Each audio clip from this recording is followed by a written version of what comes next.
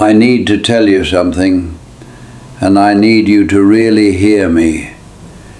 That thing you're chasing, the money, the promotion, the house, the body, the respect, whatever it is that you think is going to finally make your life work, it's not going to give you what you think it will.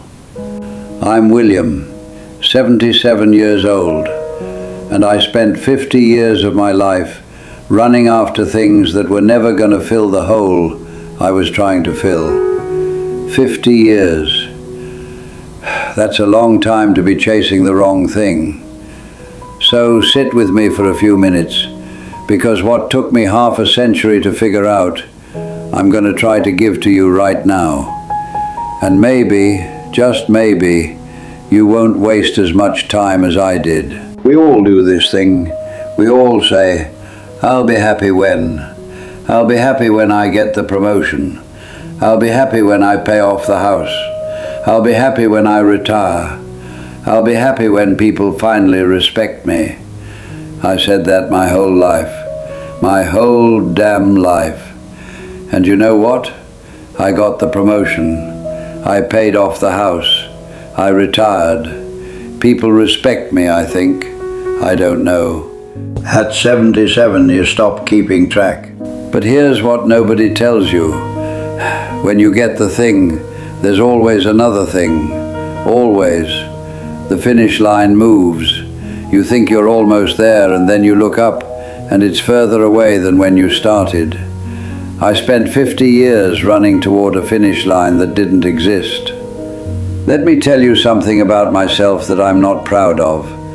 I grew up poor. Not starving poor, but poor enough to know it. My father worked at a factory his whole life. Came home tired every night, hands all beat up, and people still looked at him like he was nothing, like he didn't matter. I watched that. I was maybe 10, 11 years old, and I watched how people treated my father. And something in me said, that's not going to be me. I'm going to be somebody. I'm going to make people respect me. So that's what I did. I worked. Lord, I worked. 60, 70 hours a week sometimes. Missed my kids growing up. Missed dinners.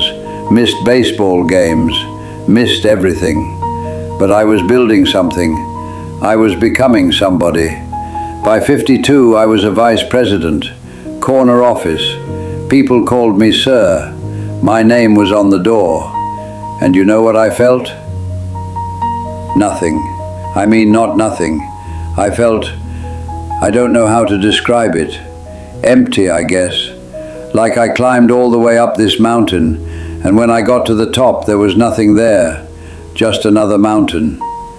I remember sitting in that corner office, door closed, looking out the window thinking, this is it? This is what I gave up everything for? Took me another 20 years to understand what happened. 20 years. I'm a slow learner, I guess. Here's what I finally figured out. I wasn't chasing money. I wasn't chasing titles. I wasn't even chasing respect. Not really. I was chasing a feeling. I wanted to feel like I was enough, like I mattered, like I was worthy of being here. That's what I was really after. And I thought if I just achieved enough, if I just climbed high enough, I'd finally feel it. But you can't get that feeling from a job title. You can't get it from a paycheck. You can't get it from people calling you sir. That feeling, the feeling of being enough, I could have given that to myself the whole time. I didn't need anyone's permission. I didn't need to earn it. I just needed to decide that I was worthy, that I mattered, that I was enough, exactly as I was. I could have done that at 25. I did it at 73. That's 48 years I wasted trying to earn something that was already mine. Same thing happened with my marriage. Different story, same mistake. I thought if I provided enough, if I gave my wife the house, the cars, the nice things, she'd be happy. We'd be happy. That was my job, right? Provide. So I provided.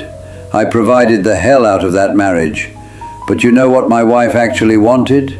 She wanted me. Present, listening, there. And I wasn't. I was at work, or thinking about work, or too tired from work to be any kind of company.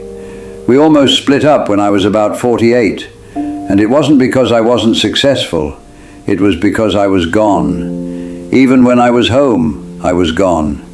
She told me once, I remember this clear as anything, she said, "William, I don't need the money. I need you. I need you to look at me. I need you to hear me. I need you to be here." And I didn't understand. I thought I was being here. I was paying the bills, wasn't I? I was keeping a roof over our heads. Took me a long time to understand the difference between providing for someone and being present with someone. They're not the same thing, not even close. I'm 77 now. Most of my friends are around my age, some older, some younger. A few of them are gone already, and I've noticed something interesting. The ones who are miserable, they're still chasing, still comparing, still keeping score. I got a friend, he's 84 years old, and he's still mad that his neighbor has a nicer car. 84, still looking over the fence, still measuring himself against other people, and he's miserable, absolutely miserable. I got another friend, she's 79, and all she talks about is what she doesn't have. Her knees hurt, her kids don't call enough, her pension isn't big enough, everything is a complaint, everything is a problem. She's been unhappy as long as I've known her, and she's going to be unhappy until the day she dies, because she's still waiting for something outside of her to change, so she can finally be okay. But then I got other friends, and these people, I don't know what it is exactly, but they got something, a lightness, a peace. They're not trying to prove anything to anyone. They're not keeping score. They're just here, present, curious about things, enjoying what's in front of them. My friend Earl, he's 86, and this man is the happiest person I know. He doesn't have much, little apartment, fixed income, health isn't great, but he wakes up every morning grateful. He's always learning something new, reading something, asking questions about things. He told me once, he said, "William, I spent 60 years trying to be somebody. Now I'm just trying to be here, and it's so much better." That's the difference. It's not money, it's not health, it's not even family, though that helps. It's whether you've made peace with yourself, whether you've stopped chasing and started being.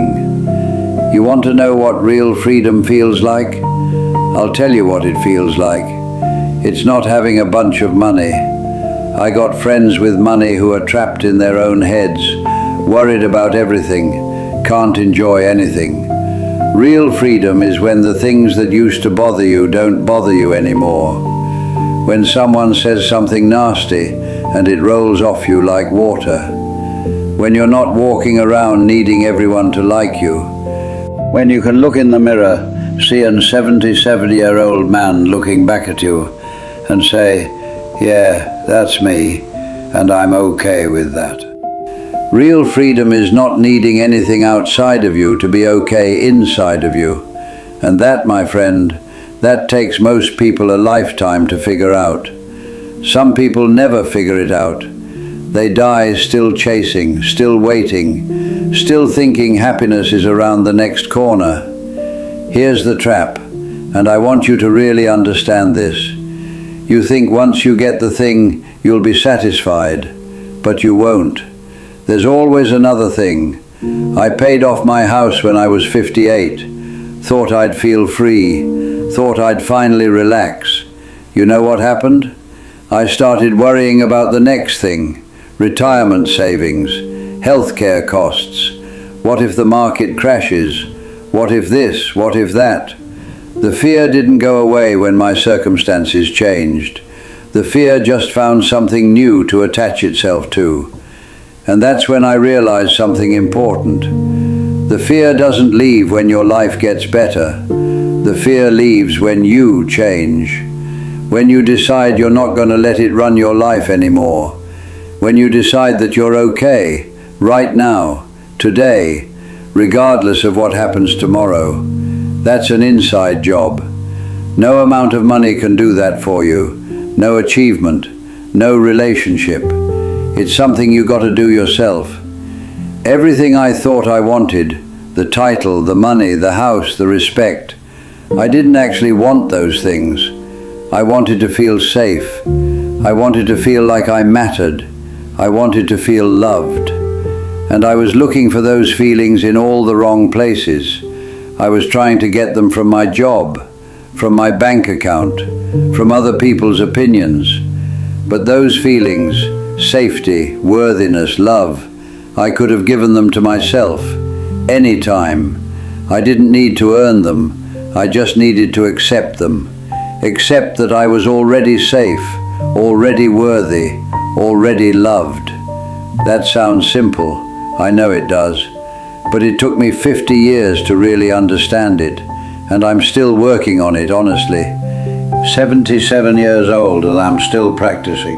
Young people think happiness is at the finish line. I thought that too. But there is no finish line. You get one thing, there's another thing. You solve one problem, another one shows up. That's just life. That's how it works. So if you're waiting until everything is perfect to be happy, you're going to wait forever.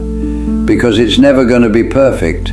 Something's always going to be wrong. Something's always going to be missing. The journey is the destination. I heard someone say that once and I didn't understand it. Now I do. This is it. Right here, right now. This is your life. Not when you get the promotion. Not when you meet the right person. Not when you pay off the debt. Now. If you can't find some peace on the way to where you're going, you're not going to find it when you get there either. I promise you that. I've been there. The arrival doesn't feel like you think it's going to feel. So here's what I want you to take from all this. Stop waiting. Stop telling yourself I'll be happy when. That's a lie. I believed that lie for 50 years, and all it gave me was 50 years of postponed living. Whatever you think you need to be happy, you don't need it. What you need is to decide you're enough, right now, today, with everything exactly as it is. You're enough. You hear me? You're already enough. You don't have to prove it. You don't have to earn it. You just have to accept it. I'm 77 years old. I've made a lot of mistakes. I've chased a lot of wrong things. I've wasted a lot of time. But the one thing I know for sure is this. Everything you're looking for is already inside you. You just gotta stop running long enough to notice. If this meant something to you, share it with somebody who's grinding themselves into dust, chasing something that's never gonna make them whole. And tell me in the comments, what's your I'll be happy when? What are you waiting for? What would change if you just decided you were enough right now? Subscribe if you want more of these conversations.